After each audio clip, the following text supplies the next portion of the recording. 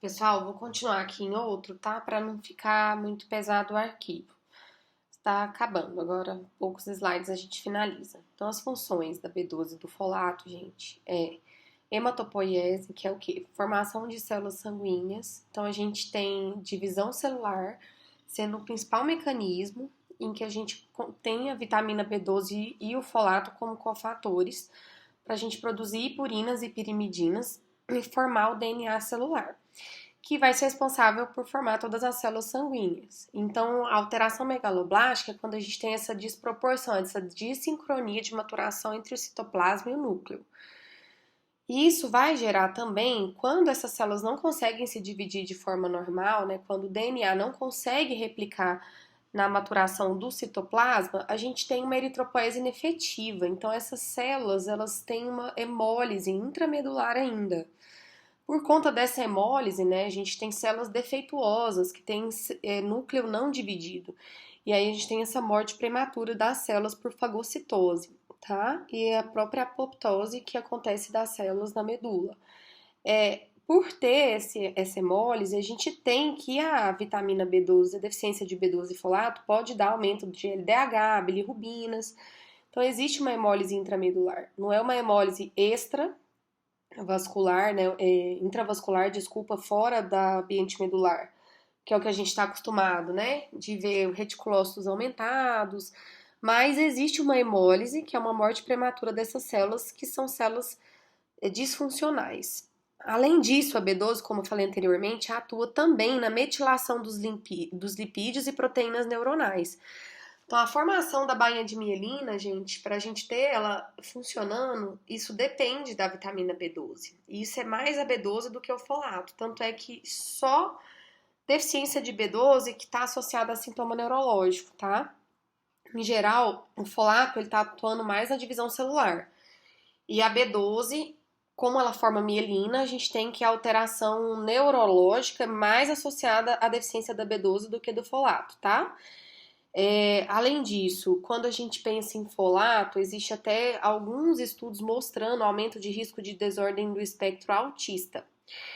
Esses estudos não são estudos grandes e tem muitos fatores confundidores, até porque existem é, vários outros aspectos, né, no desenvolvimento do espectro autista. E assim, o folato foi colocado, a deficiência de folato na mãe, né, foi colocada apenas como alguma das hipóteses, mas é difícil da gente fazer essa avaliação porque existem outros fatores confundidores, né, nesses estudos que podem estar relacionados com esse desenvolvimento do espectro autista. Isso foi só uma suspeita, por isso que às vezes vocês já devem ter ouvido, né, falar, pode estar relacionado à deficiência. Na verdade, assim, o folato deficiente na mãe, ela causa alterações até mais importantes. Desculpa, gente. Como, por exemplo, a deficiência na formação do tubo neural. Então, são problemas um pouco até mais importantes essa deficiência, né? E distúrbio de hematopoiese mesmo. Mas, se vocês já ouviram falar, é só para vocês saberem dessa questão da relação com o autismo. A clínica, gente, são sintomas de anemia específicos que a gente falou no início da apresentação, né? Fraqueza, fadiga, cefaleia, hipocorado, às vezes um pouco mais fraco, com dispneia aos esforços. E quando tem sintoma neurológico, a gente tem que pensar na B12, por causa da banha de mielina. São as alterações de estesia, né, de sensibilidade, de estesia, hipoestesia, parestesia. Sensibilidade, às vezes, vibratória e propriocepção também podem estar alteradas em graus mais importantes de deficiência de B12. E isso não acontece no folato. Importante essa diferenciação. Se eu passar um caso clínico para vocês e tiver sintoma neurológico, eu vou pensar em B12, tá? Lembrando, gente, que nem toda deficiência de B12 vai dar anemia macrocítica. Então, eu posso ter uma deficiência de B12 sem necessariamente ter uma anemia macrocítica. Eu posso ter sinais de deficiência de B12 como sintomas neurológicos, mesmo sem ter anemia e macrocitose. Às vezes ele tem uma anemia mista, enfim, tem outro fator causando uma normocitose, vamos dizer assim, tá? A célula tá do tamanho normal, porque tem ferropriva e B12 junto, ou às vezes ele não tem anemia porque ainda não deu tempo de afetar a hematopoiese, mas ele tem uma deficiência de B12 com sintoma neurológico. Outras alterações, né? Cabelos acinzentados e a glossite de Hunter, que é essa língua aqui que tá na imagem, né? Que fica com esse aspecto inflamado, tá? Então, alteração na língua, geralmente, quando fica mais esbranquiçado, a gente também tem que pensar em deficiência de B12. Em relação à deficiência em si, o que a gente tem que ter em mente? A prevalência é baixa, tá, gente? É 1 a 2% da população geral. Lembra que a maior causa é ferropriva, B12, ainda mais causando anemia macrocítica, é uma prevalência baixa, porque, em geral, é uma população bem específica e essa proporção aumenta quando a gente pensa em pacientes mais velhos, né, e hospitalizados, porque tem mais risco de neoplasia e deficiência nutricional. Cada vez se torna mais importante em países mais desenvolvidos a questão de você ter alterações da dieta, né? São essas dietas vegetarianas e veganas estritas, outras dietas que fazem restrição de carnes, né, e leites e derivados, então isso acaba impactando também no aumento dessa deficiência da B12 nos países que têm, né, são mais desenvolvidos, ou países que às vezes têm dieta baseada mais em alimentação industrial e faz baixa ingesta de vitamina B12 pela alimentação. A deficiência do folato, como eu disse, ela é bem mais rara por causa dessa suplementação que a gente tem, esse enriquecimento dos alimentos com ácido fólico, que é aquela forma mais estabilizada, mais ativa, né? Que é a forma oxidada. E o que a gente tem que ter em mente?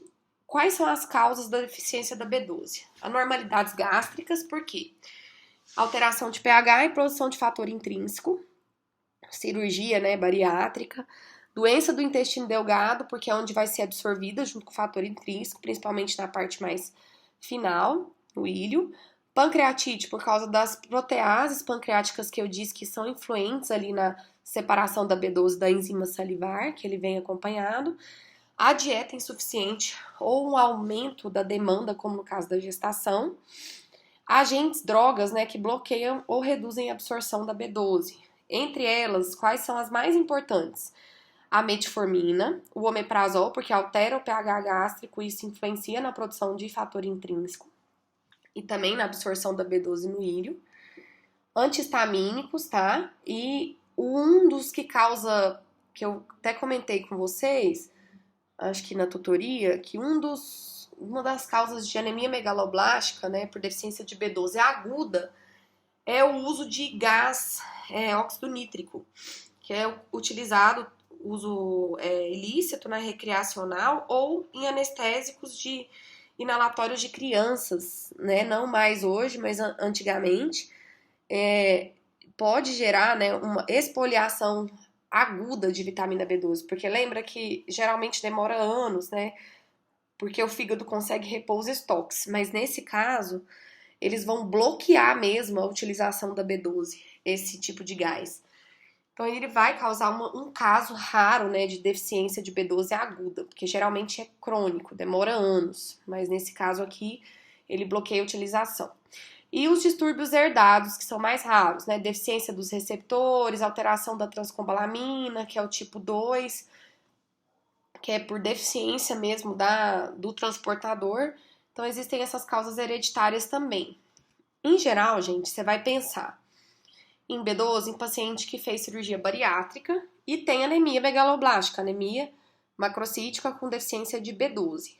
Quando a gente pensa em B12, o valor de referência é 200, tá?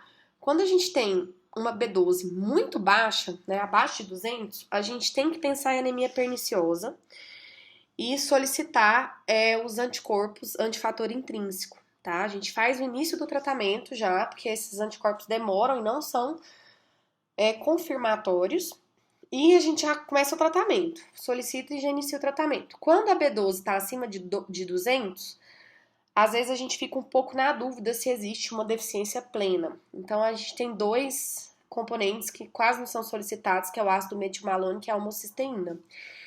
Lembra lá na via que você tem uma conversão da homocisteína em ácido metilmalônico.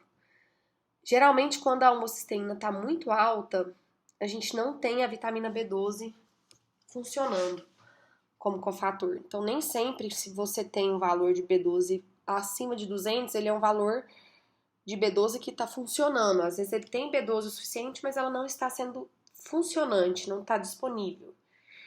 E aí, por isso, eu vou pedir o ácido metilmalônico, que é a homocisteína. Lembrar do uso de inibidor de bomba de próton, que vai alterar o pH.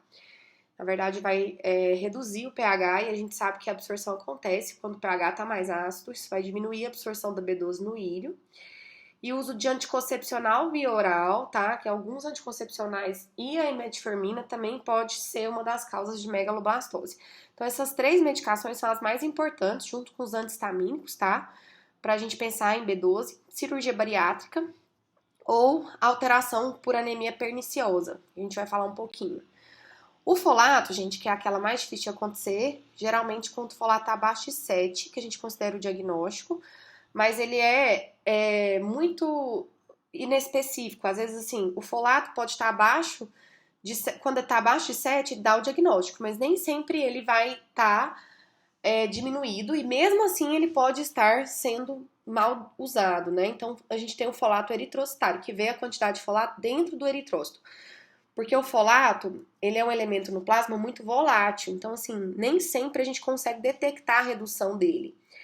Então, por isso existe o folato eritrocitário, que vai ser um indicador um pouco mais confiável e mais crônico do estado de ácido fólico no corpo. Você lembrar que se tiver deficiência de folato, né, geralmente você vai investigar a deficiência nutricional grave, alcoolismo crônico, doença intestinal, lembra que é absorvido lá no jejum, então doença celíaca, que tem inflamação dessa região, doença inflamatória intestinal e algumas medicações, por exemplo, que atuam diretamente no metabolismo do ácido fólico, do folato, que é a fenitoína e o metrotexato, que é usado muito nas doenças reumatológicas, né, e algumas quimioterapias. E a causa mais relacionada, sem dúvida, né, que a gente, né, preocupa um pouco mais, é a gestação, que vai ter um aumento da demanda.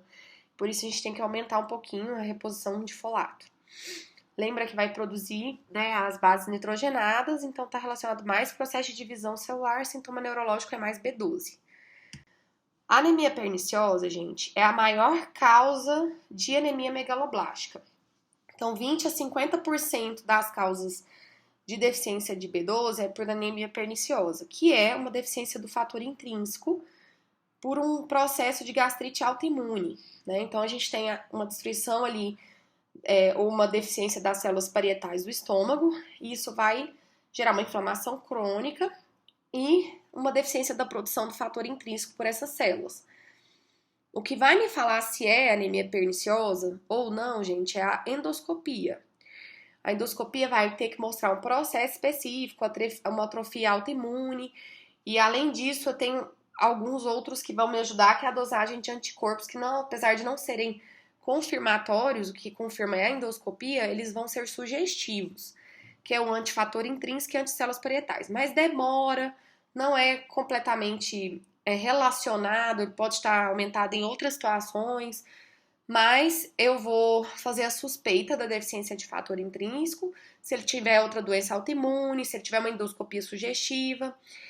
E aí, como eu disse, os anticorpos têm baixa sensibilidade, então eles não são muito sensíveis, né? Eles são específicos, ou seja, vir positivo, a grande chance de ser anemia perniciosa, mas eles não são exames de rastreio, eles não vão ser positivos nos casos iniciais, eles podem ter muita variação, então nem sempre quando o exame vem negativo, trata-se de que não é anemia perniciosa, tá? Porque ele é pouco sensível. Então, a gente precisa ter uma epidemiologia compatível, né, e deficiência da B12 junto com a endoscopia para confirmar. Lembrar, gente, que esses exames que a gente pede complementar, que é o ácido metilmalônico e a homocisteína, eles sofrem flutuações, tá? Porque tem a ver com outros metabolismos intracelulares que acontecem e as outras condições que podem estar relacionadas tanto com essa flutuação no valor, né, de ácido metilmalônico e homocisteína, é a insuficiência renal. Se você tem uma acidúria, você pode aumentar o ácido metilmalônico. Se você tem uma homocisteinemia hereditária, que é uma doença, uso de antibiótico. Então, assim, na ausência da B12, a gente vai ter um aumento dessas substâncias que podem acontecer por outras condições que não seja B12 e folato. Então, deve ser levado em consideração. Além disso, né, o que a gente vai pensar é fazer um teste terapêutico. Então, na suspeita de deficiência de B12, mesmo sem confirmação laboratorial e alta suspeita, a gente vai tratar com B12 e avaliar a melhora hematológica depois da anemia e já vai pedir dosagem de anticorpo. Lembrar, gente, que se tiver deficiência de B12 e ácido metilmalônico elevado, significa que é uma deficiência importante e a gente tá tendo muito pouca absorção, então tem que pedir anticorpos, autoanticorpos para avaliar a anemia perniciosa. O ácido metilmalônico é aquele que é convertido pela B12, então se não tem B12, ele fica aumentado. Isso aqui eu não vou cobrar de vocês, a gente só precisa entender para poder ver que existem esses exames para ajudar a gente naqueles casos mais limítrofes. Aqui, a gente já falou que a causa mais comum é a anemia perniciosa, existem outras causas, né, que são alterações do estômago e do intestino que impedem essa absorção da cobalamina. A gastrite atrófica, né, por causa não imune, também pode causar a cloridria por uso de IBP, né, a pessoa que faz uso crônico de inibidor de bomba de próton pode ter diminuição do pH, né, e a cloridria, isso impede a produção do fator intrínseco de forma adequada e a absorção da B12. O crescimento bacteriano intestinal por descompensação pelo uso de antibiótico, excesso de álcool. E lembrar que os idosos não só têm um déficit maior no processo da alimentação, como também mais distúrbio gastrointestinal, diarreia, constipação, então tudo isso pode interferir na absorção da B12. E também tem que excluir doença maligna. Então, basicamente, a gente tem uma suspeita, a gente vai investigar. Anemia perniciosa, se ela vier confirmada, tem que tomar cuidado, porque aquela anemia perniciosa ela é um alto risco para desenvolver metaplasia intestinal e adenocarcinoma gástrico. Se a gente tem a suspeita de doença celíaca, né? O que é isso, gente? A gente tem uma deficiência de folato, uma anemia macrocítica, megaloblástica, por deficiência de folato. A gente vai avaliar a parte óssea e deficiências nutricionais, como parte da propedêutica. E sempre quando tiver deficiência de folato, como ela anda junto com a B12, a gente sempre tem que avaliar a B12 antes de fazer a administração do folato. Outras causas, né, que a gente tem que excluir são as doenças malignas da hematologia, síndrome mielodisplásica, aplasia, né, que causam pancitopenia junto com a deficiência, né, junto com a macrocitose. Como eu disse no início, quando é neutrófilo hipersegmentado, tem muita relação com síndrome mielodisplásica. O tratamento, gente, hoje em dia a gente tem várias formas de suplementar e a gente tem vários estudos mostrando que, inclusive, a via oral, ela tem uma capacidade de fazer reposição da B12 similar à via intramuscular, que é a que a gente vê mais usar, que é o citoneurin. A grande questão da decisão das vias é se o paciente tem algum distúrbio de absorção, né, se é uma perniciosa e ele tem algum distúrbio de absorção, porque se for só deficiência nutricional, sem afetar a absorção, a gente pode usar a via oral. A gente tem nos Estados Unidos a via nasal também, e além disso temos a via sublingual.